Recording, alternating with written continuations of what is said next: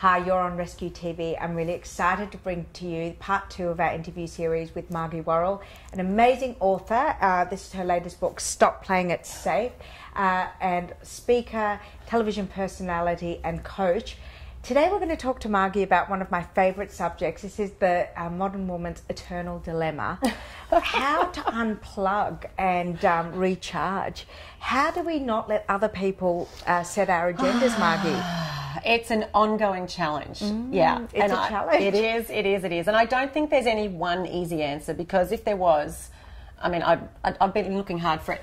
But I think it's really important to first take a stock of ourselves and go, okay, how am I not managing expectations? Where am I setting myself up to create internal stress for myself? But do you think people know that they're not managing people? Can you share with us maybe what are some of the telltale signs that someone else is setting your agendas? Oh, well, when you're constantly bending yourself over backwards and in all sorts of shapes just to try and keep everybody happy. Gotcha. And, you know, I think the key to success, I'm not sure what it is, but the key to failure is trying to keep everybody happy. So first, setting your own boundaries, like deciding, creating a contract with yourself.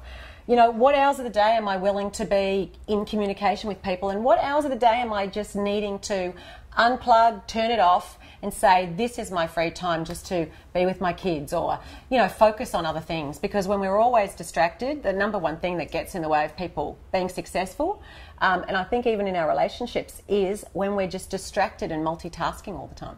I'm actually really curious as to how you do it. You're a mother of 4. You're an extremely accomplished businesswoman, author. You travel constantly. How do you politely but appropriately set boundaries for your children, for your husband, for your parents, for your friends? That's a really tough call.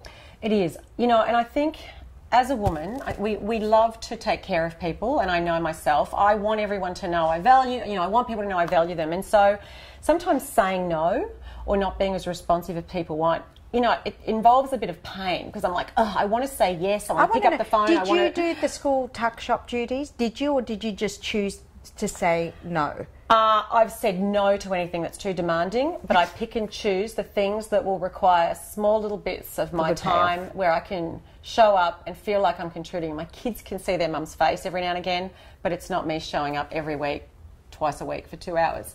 But I think, you know, whether it's with kids, whether it's with friends, letting people know what I'm doing, what I'm working on, what my priorities are, and even whether it's with a friend, you know, saying, you know what, I would love to catch up and have lunch with you, but my schedule over the next, you know, month is really crazy. I'm traveling a lot. Can we try and get something in the calendar for, you know, 2 months from now? Or how about we try and do a coffee and offer alternative options?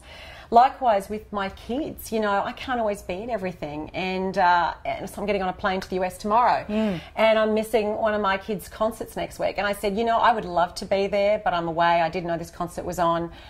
You know, I love you. I'm looking forward to hearing all about it. So I think we can still let people know how much we value them, how much we love them, without having to show up and be at everything, whether it's every soccer practice or every football game, or it's, you know, being at our friends' lunch every time they want us to go. So letting people know we value them, but also letting them know the other things we've got on and that we're doing our best. And in a work context, how would you say, you know, to manage the expectations of perhaps your boss or your colleagues, or even your subordinates? How can you do that? Yeah, well, once again, communication, managing expectations, that's what it's all about.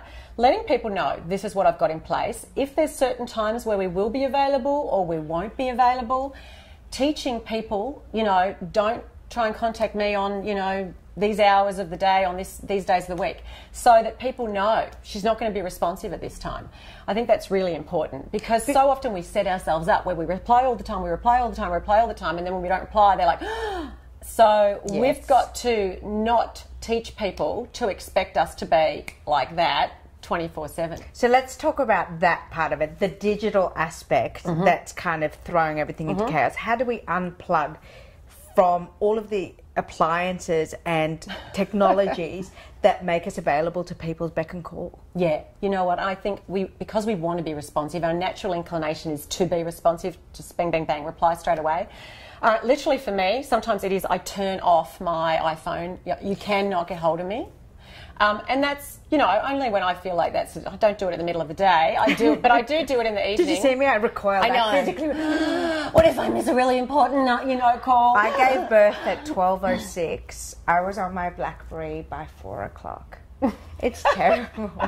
I need this lesson, Margie. Speak to people and, you know, like I me. think we get so wide, it becomes habitual. I mean, they're saying our brains are rewiring now because of the digital age. Yes. And, you know, we all get that little hit of endorphin when we get an email because we're like, oh, maybe this will be something really exciting. We're always going back for more. It is an addiction that triggers some of the same, you know, pathways in the brain as a drug addiction or other things. Wow. So knowing that we really do get this addictive behaviour, and that's where being really firm in turning off, and also letting people know. Sometimes, you know, look, I'm not going to be able to get back. As I said, I'm getting on a plane tomorrow, going to the US. Set up the autoresponder. Sometimes I'll do that even if I'm not away, and just say, you know what, I'm not able to get back. I'll do my best to get back to you within 24 hours, but I can't always do that. So the autoresponder is a really interesting thing because there are two schools of thoughts on the autoresponder. Some people seem to think that an autoresponder is basically being lazy and not aware that we're living in a digital age. And there's another school of thought that says, I'm perfectly within my rights not to be contactable at all. What do you think? I mean, you work in America a lot. I don't think they use a lot of autoresponders in the US. Oh yeah, they do. They do? Yeah, they do. Absolutely. People, yes. No, plenty of people do. But, I mean, obviously, just because I'm in another country doesn't mean I can't check and respond to email. But if I'm on a plane for 24 hours... Well, so you let people know? Well, I want people to know. Yeah. And I'm doing that for my sake too, because I don't want someone to think I don't care in case it's something it could be a new business coming in. Yeah. I want them to know I'm responsive. But for this period of time, I won't be responsive, but generally I am. So, I mean, my rule is I generally try and get back to people within 24 hours.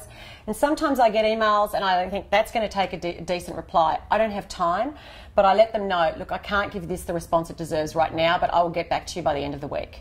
And that, I feel, buys me some time because then I'll put aside time later in the week planes are a great time to kind of do some of those responses that take more time. And do you ever suggest to your executive clients that you've coached before that they maybe block out certain times to deal with phone calls or emails? You know, do you think that that's a good way of managing? Yeah, I mean, literally sometimes putting aside time in your schedule that says meeting, yes, and that's your time to get to all that stuff that you don't. And likewise, I have a folder that's sort of non-urgent, reply later. It's like this can take, if it takes me a few weeks, it's fine. It's not an urgent one. But it's always a discernment. We've got to judge all the time. Most important thing is to realise if you're trying to be all things to all people and if you're spending your life bending over backwards, replying to everything, how is that impacting the presence, the quality of the presence that you have for the people that you care about the most? Whether it's your colleagues at work, whether it's your partner, husband, whether it's your kids. But if you get home and you're kind of doing this and how's your day, kids, and then they tell you but you didn't actually hear them because you really weren't listening. So I think it's about the quality of our presence and what do we need to do at those times when it really matters to be fully present to the people we care about most, whether it's a client, whether it's our kids, but what does it take? And I know for me sometimes that is literally turning it off, closing it down, going, that's it, I'm digitally unavailable for this window of time. Well, I guess that kind of comes back to stop playing it safe because it takes quite a bit of courage to just say no. And I want to thank you again for joining us on Rescue TV. Absolutely enjoyed speaking with you, and I know that I'll be treasuring this book and all your great advice and your first book too, all about courage. So thank you so much. Pleasure.